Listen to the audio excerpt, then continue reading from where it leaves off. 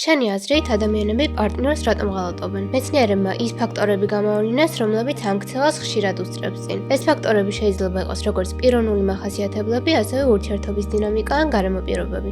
აღმოჩნდა, რომ ნაკლები სინდისიერების მქონე ადამიანები პარტნიორებს უფრო ხშირად ღალატობენ. ასევე ამ ქცევისადმი მეტად მიდრეკილნი არიან ინდივიდები, რომელთაც თანხმობისადმი მზაობის, დაბალი და ექსტროვერსიის მაღალი მაჩვენებლები აქვთ. ასევე ქალები ნეიროტიციზმის მაღალი მაჩვენებლებით. ნაშრომის მიხედვით ღალატისადმი მეტად არიან მიდრეკილნი ქალები, რომელთაც მიჯაჭვულობასთან დაკავშირებული შფოთვა აქვს. ამასთანავე ღალატის ალბათობა მით უფრო იზრდება, რაც მეტია ვალდებულების გარეშე სექსის მზაობა. როგორც აღმოჩნდა, უკეთესი ხარისხის ურთიერთობებში პარტნიორებს ნაკლებად ღალატობენ. ასევეა მაშინაც, როცა მეტია პარტნიორისადმი პასუხისმგებლობის გრძნობა. შენიშნეს, რომ ღალატისკენ კაცებს სექსუალური დაუკმაყოფილებლობა უფრო ხშირად უბიძგებს, ხოლო ქალებს კი ურთიერთობით უკმაყოფილება. ნაშრომის თანახმად, ღალატისთვის აუცილებელია, რომ ამის შესაძლებლობა არსებობდეს, ანუ გარემოში ადამიანისთვის მიმზიდველი ალტერნატიული პარტნიორი უნდა იყოს ხელმისაწვდომი. რა თქმა უნდა, ამ მახასიათებლების მიხედვით ზუსტად ვერ გავიგებთ თუ ღალატებს თუ არა ადამიანი პარტნიორს. ეს შეუძლებელია. კვლევით უბრალოდ ის ფაქტორები გამოვლინდა, რომლებიც ღალატს ხშირად ემთხვევა. უფრო დეტალურად ნაშრომს ამ სტატიაში გაეცნობა.